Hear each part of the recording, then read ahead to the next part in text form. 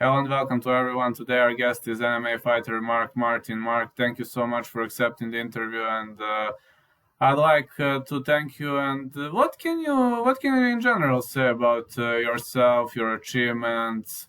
How did your career go? A brief introduction, please. I've been wrestling all my life. I started wrestling at 8 years old. I ended up wrestling in college, Division 1 at Ohio State. I graduated in 2017 and I started fighting MMA. I had two amateur fights in 2017 and then I turned pro in 2018. And I'm 5-1 right now at 170. So Well, yes, yes. actually, my loss was at 155, so I'm 5-0 at 170. So 170 is your current weight class, right? Yes. Okay. So do you have a nickname? Did fans give you a nickname? Uh, so I got the nickname Showtime freshman year of high school. So I just stuck with that.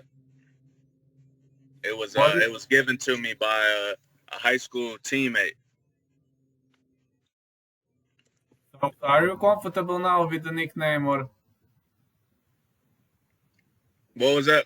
do you feel comfortable with the nickname? Do you like your nickname now, or how do you feel about that? Uh, so I didn't even know of Anthony Pettis when the nickname was given to me. Like I was 14 when the nickname was given to me. So I didn't really follow MMA much yet, but I mean, obviously you got Anthony Showtime Pettis, and I think it's one more Showtime in the UFC. But I feel pretty comfortable with the nickname now. I'm pretty used to it now. Pretty much cool. Who are your sparring partners and your coaches at the moment? My head coach at the MMA lab is John Crouch. My striking coach is Rob Emerson, and some of my training partners are Jared Cannonier, Benson Henderson, David Mashad, Kyle Stewart, Mike Hamill, a lot of others. We got a gym full of killers. How did you feel heading into your first amateur fight? You said you only had two amateur fights, so was it a good step up or was it a good springboard for you? Were you afraid? Were you hyped? No, I mean I was a little nervous, but I'm nervous before every fight. I'm nervous before every wrestling match, so that was nothing new. Um, yeah, I pretty much I just used my athleticism and my wrestling to win. I didn't know much striking yet or too much jujitsu or anything like that, but I was athletic and I was a good wrestler. So that's how I won those two amateur fights. How did you feel about your first professional fight? Was it a big step up or was it pretty much similar like your amateur fights? Um, it was a small step up. Um, I was able to use my wrestling and dominate. Um, it wasn't until this past year recently where I'm starting to get more comfortable on the feet now. So now I've been trying to add some punches and kicks and some clinch work in to mix with my wrestling. Do you blame your excessive weight cut for your only loss of the career?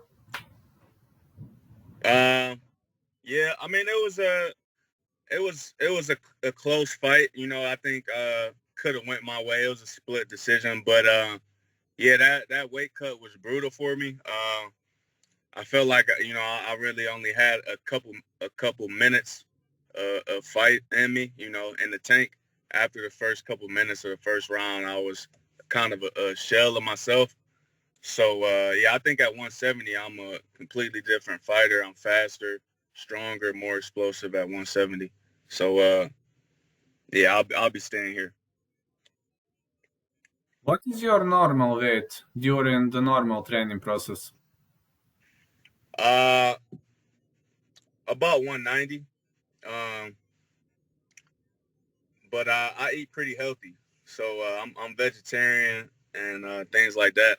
But when I ate meat, I walked around like 205. So I can get pretty heavy if I want to. But yeah, I walk around about 190.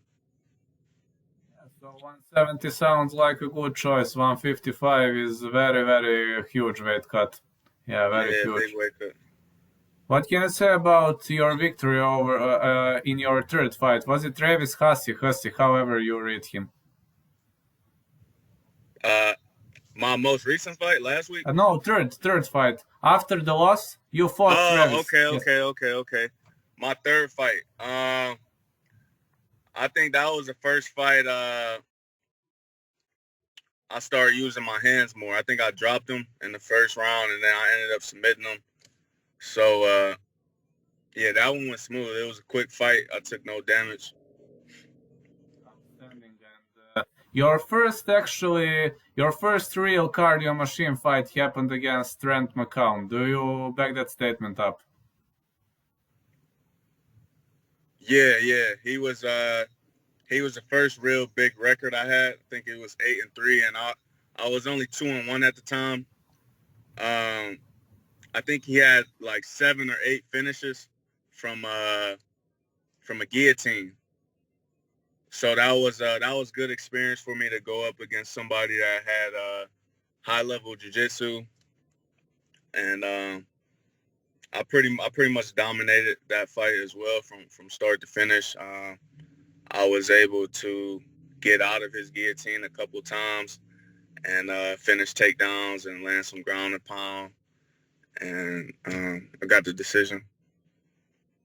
Against Tony Grant, you finished him via ground and pound. Do you think that your wrestling played a critical role in that victory? Somewhat, I think it was more my clinch work in that fight. I landed a lot of knees, elbows. I landed a big uppercut from the clinch that dropped him, and then I ended up dropping him with a knee to the body, and then I just finished him on the ground. So not too much wrestling in that one.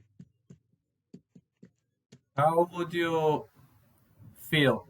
For example, let's compare you in the fight against Matthew Kokuhun, and let's compare you in the fight, for example, that you lost, your second fight. What are the major improvements? My striking for sure.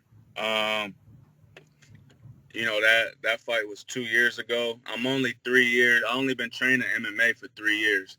So at the time, I had only been training for a year. So my striking's a lot better.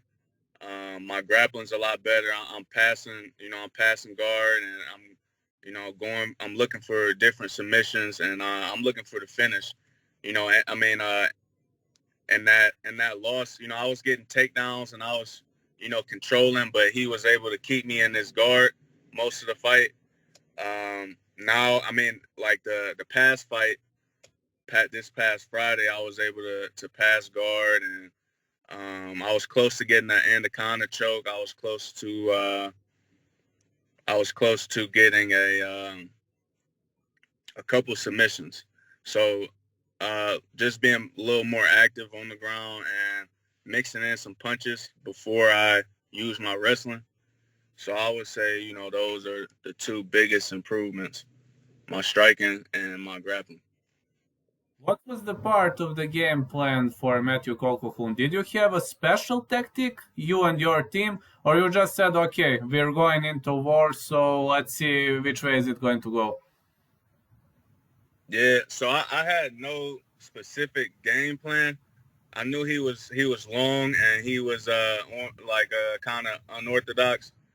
So I knew I would have to, maybe get inside, maybe try to get into a clinch and then take him down. Um, no real game plan. I thought I would do a little more damage on the feet. I landed some big shots, but I don't think I was active enough on the feet as I should have been. I think I landed almost every punch I threw, but I didn't throw that many. Um, yeah, no real game plan. What are your plans for the future? You plan right now to stay at LFA and to build career, or Uh, for now, yeah, I would like to stay with LFA, until a bigger opportunity presents itself. I think LFA is a big platform. Um, they promote a lot better than a lot of the regional scenes, a lot of the other regional scenes. So yeah, I'd like to stay with LFA. Maybe get the title and then go to UFC. excellent, excellent. Would you like to add something to this interview? Maybe would you like to give a shout out to someone? Maybe would you like to greet someone? Yeah. Shout out to all of my teammates and coaches at the MMA lab. Yeah. Shout out to my sponsors, Defense Soap, Kenny Court Strain, and Prototype. Um, you can follow me on Twitter and Instagram at Showtime Martin 1. All right. Thank you so much for this interview. The interview will be posted tomorrow, so I will send you via IG. So have a great day. Thanks for accepting, and I hope your career is gonna rock now. Okay, thank you. Appreciate it. Thanks for having me. All right. Goodbye, Mark. Yep, see you.